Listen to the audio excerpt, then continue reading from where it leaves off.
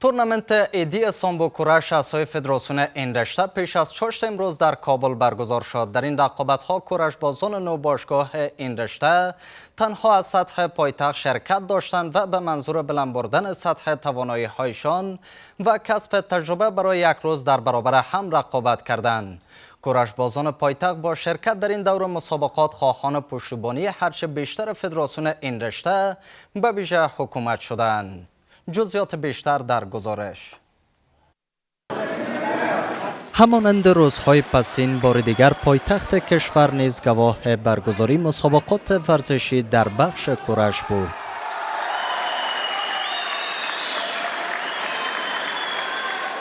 کورش بازان از نو باشگاه ورزشی پایتخت به منظور بلند بردن سطح توانایی‌هایشان و آمادگی به رویدادهای بعدی این رشته و کسب جام قهرمانی پیش از چاشت امروز جمعه در برابر هم پا به دوشک رقابت گذاشتند.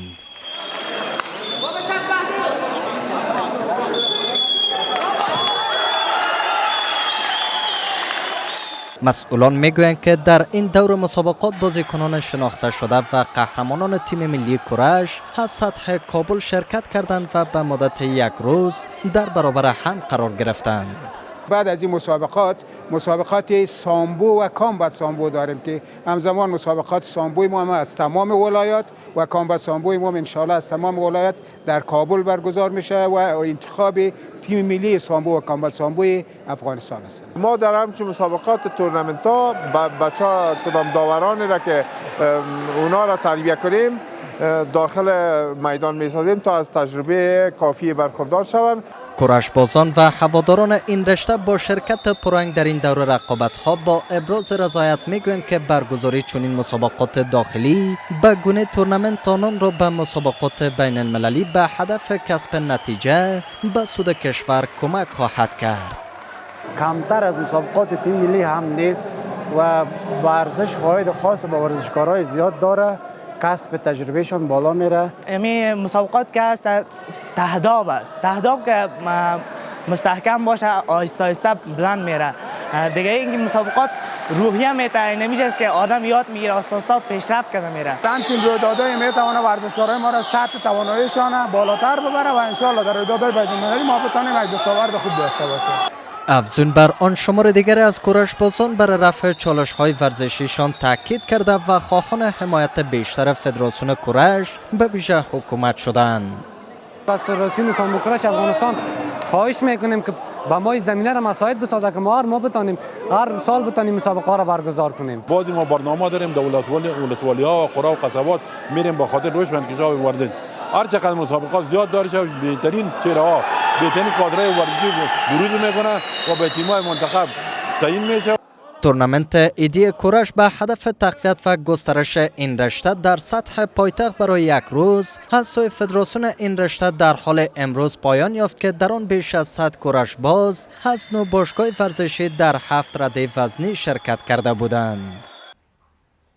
و حالا بیشتر بحث میکنیم در پیوند به برگزاری مسابقات کورش در کابل. اینجا مهمانان من آقای محمد اشرف تقدیر معاون فنی فدراسیون سامبو کورش افغانستان و همچنان محمد نومان عضو تیم ملی این رشته در استودیو با من هستند که بیشتر در پیوند به برگزاری مسابقات امروز با ایشان بحث میکنیم. مهمانان عزیز سلام بر شما، خوش آمدید.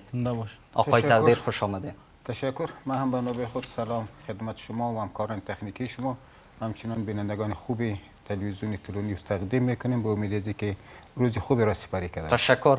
آقای تقدیر جزئیات بیشتر از مسابقات امروز چیست؟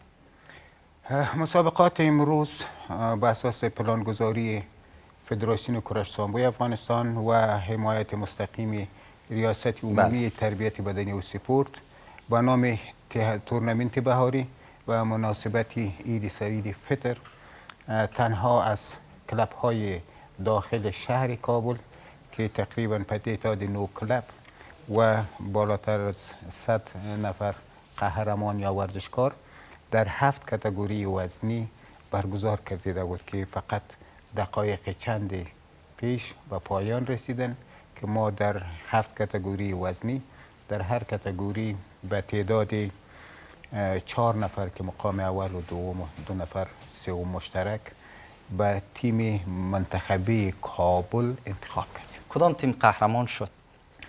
تیم به نام چشتی، کلب مرکزی چشتی قهرمان مسابقات امروز شد و همچنان به نام کلب آریانا مقام دوم از آن خود ساختند و کلب پانتون کابل مقام سوم از آن خود ساختند. آقای تقدیر، برگزاری همچون مسابقات میان کلب ها یا میان باشگاه های ورزشی این رشته برای رشد کورش در افغانستان به ویژه در پایتخت چقدر مهم است؟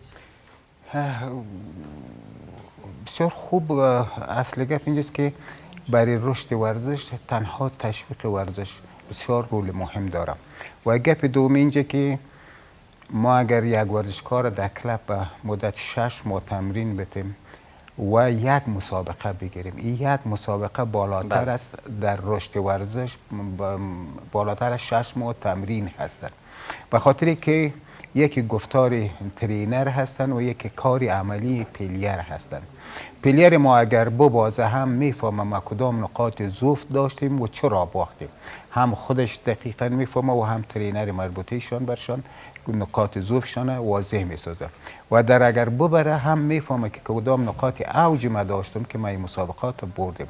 در هر دو صورت به پلیر و همچنان به رشته مربوطه تأثیر به سزای خود داره. خوشبختانه همچون مسابقاتی که امروز دایر شد قرار است که در آینده ها هم همین سلسله ها بین ولایات و مرکز دوام پیدا کنه که این دفعه تنها مرکز داشتیم، در آینده ها تصمیم داریم که ولایات میکنیم. آقای تقدیر اجازه بتین. آقای نومان، خودت هم خوش آمدید در رابطه با برگزاری مسابقات امروز بگوین که چقدر سودمند بود به شما؟ خب طبعا قسمی که جناب استاد فرمودن گرفتن این قسم مسابقه برای تمام ورزشکارا خوب است، بر علاوه از اینکه تجربه میشه برشان، اینا میتونن نقاط ضعف خود را خوبتر شناسایی بکنه و به مسابقه بعدی خود را خوبتر آمادگی بگیره. به اون شکل ورزشان پیشرفت میکنه و ورزشکاران شوق علاقهشان با گرفتن همین مسابقه بیشتر میشه که به ورزش اگر در ورزش نیستن چند نفر که میبینه یا خبر میشن با ورزش روی میارن، همونطور جامعه ما خوبتر و بهتر میشه و ما میتونیم که یک جامعه ورزشکار داشته باشیم و همچنان ورزشکاران ما که در این رشته هستن میتونن تشویق شون یا اگر میبازن مثال به مسابقه بعدی کوشش بیشتر میکنن و همچنان اگر میبرن خوشحال میشن، زیادتر تمرین میکنن. میشه کوتاه در مورد نتایج مسابقات امروزت هم بگوین که چه نتیجه گرفتین و کدام حریفایت تانستین شکست بتین و در کدام وزن شما وارد رقابت شده بودین؟ ما شخصا خودم در وزن منفی 100 کیلوگرم وارد به رقابت شدم و 3 حریف من شکست دادم که تانستم به مقام اول و کلاب ما که بوده که کلاب چشتی مرکزی با سرپرستی استاد احمدی اما کلاب شما قهرمان شد. بله قهرمان شد دیگه. نتیجه دیگه یعنی بازیکنان کلابتان از چه قرار بود؟ ما توانستیم که 4 مدال طلا و 3 مدال نقره و 4 مدال برنز از این رقابت ها کسب کنیم. به مو دلیل ما توانستیم که جام مسابقات به دست بیاریم و مقام اول کسب کنیم. آقای تقدیر، این رقابت ها با هزینه خود فدراسیون سامبو کورش برگزار شده بود که یا نقش کمیته ملی المپیک و یا هم تربیت بدنی داشت؟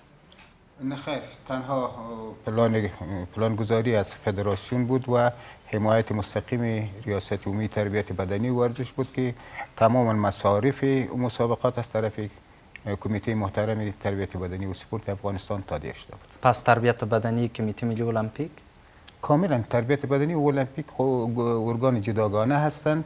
ما مربوط یعنی در رابطه در پیوند به حمایت ها شد از شما در این رقابت ها؟ کاملا. ما مدت قبل هم مسابقات منتخبه تیم ملی در ولایت قندوز داشتیم که اونجا خوشبختانه حمایت مالی از طرف ریاست عمومی تربیت بدنی شده بود که در رشته کرش بود و همچنان در رشته بل کرش ما یا کشتی کمربندی ما یا او را هم به نام کشتی کمربندی یا بل کرش هم میگه که در ولایت هلمند برگزار بود که اونجا هدف انتخاب تیم ملی بود که اونجا هم حمایت مستقیم مالی ریاست محترم تربیت بدنی و ورزش افغانستان. تقدیر صاحب، در پیوند به علاقمندی مردم به ویژه ورزشکاران به این رشته بگوین که در چه سطح هست؟ آیا علاقمندی وجود داره بر این رشته؟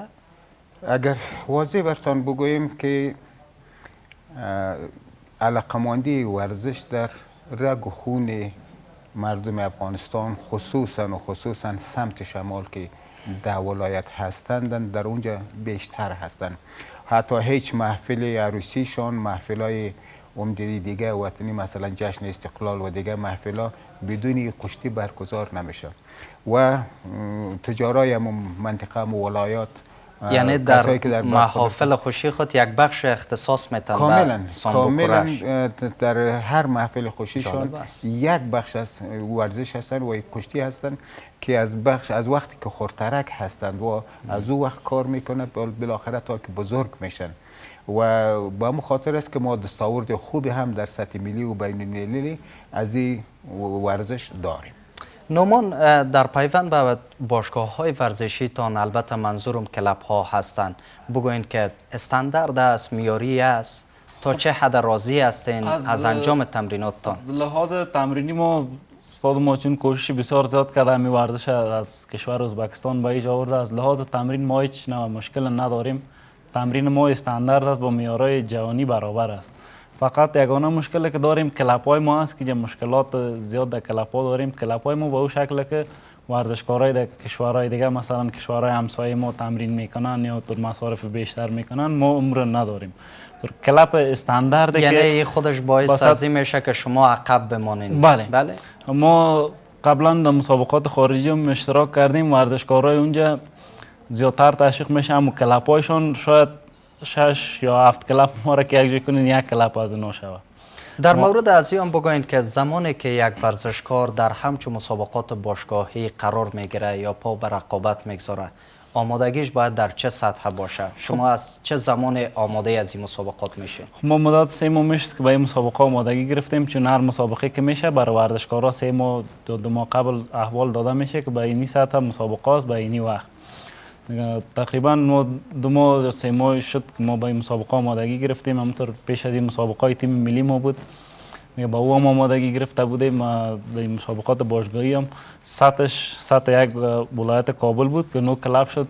تقریبا 100 یا بیشتر از 100 ورزشکار در اشتراک کرده بود و این بسیار یک نقطه خوب بود که ورزشکارایی که بسیار وقت زده بودن که مسابقه نداشتیم ما، چون همطور بسیار روحیه گرفتن که ما یک مسابقه است، بالاخره که ما باید بیرزی آمادگی بگیریم. اگر کس آمادگی داشت خوبتر آمادگی بگیره، اگر نداشته دفعه بعد باید خوبتر آمادگی بگیرم. آقای تقدیر، ما تنها در سطح پایتخت 9 باشگاه ورزشی کورش داریم یا بیشتر است؟